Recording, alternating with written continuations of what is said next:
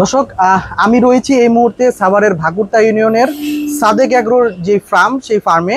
তো এই মুহূর্তে আপনারা দেখতে পাচ্ছেন আমার ঠিক পাশেই দাঁড়িয়ে আছে সেই আলোচিত এবং টক অফ দ্য কান্ট্রি বলা যায় যাকে, সেই 15 লক্ষ টাকা দামের যে ছাগল, যে ছাগলের কারণেই মূলত আসলে সারা দেশব্যাপী যে আলোচনা সৃষ্টি হয়েছে, যে এনবিআর কর্মকর্তা মতিউর রহমান এবং তার যে সন্তান ইফতি, তার কিনা সেই 15 লক্ষ টাকার ছাগল। আসলে আমরা যেটি জানি যে এই সাদেক এগ্রোর মোহাম্মদপুর যেই খামারটি ছিল, সেখানে অভিযান পরিচালনা করার পর যেখানে যে উচ্ছেদ অভিযান হয়েছিল, সেটির পরে মূলত এই ছাগলটি আসলে কোথায় রয়েছে সেটি আসলে কারোরই আসলে জানা ছিল না। তো আজকে দুদক কর্মকর্তা যারা রয়েছিল, তারা মূলত সাভারের যে জাতীয় কেন্দ্রীয় যে দুগ্ধ খামার, সেখানে একটি অভিযান পরিচালনা করে এবং সেখান থেকে তারা মূলত সাভারের যেই সাদেক এগ্রোর যে ফার্মটি, সেখানে আসে।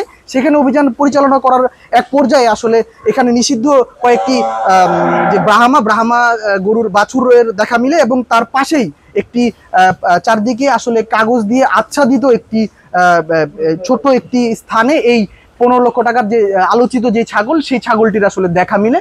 তো এখানকার আসলে যে দুদক কর্মকর্তা যারা রয়েছে এবং তারা সহ এই সংশ্লিষ্ট যারা রয়েছে, তারা সকলেই আসলে বিস্ময় প্রকাশ করে যে এই ছাগলটি আসলে এখানে এইভাবে লুকিয়ে রাখা হয়েছে। এবং আমরা যেটি জানতে পেরেছি, এখানে দুদক কর্মকর্তারা অভিযান পরিচালনা করার সময় এখানকার যে দায়িত্বরত যিনি ছিলেন, তাদেরকে আসলে বেশ কয়েকবার এই বিষয়টি নিয়ে প্রশ্ন করা হলেও তারা প্রথমে আসলে বিষয়টি স্বীকার করেনি একেবারেই। পরে এখানে মূলত এই ব্রাহ্মা বাছুরগুলো দেখতে আসার পরে এই ছাগলটির আসলে সন্ধান মিলে।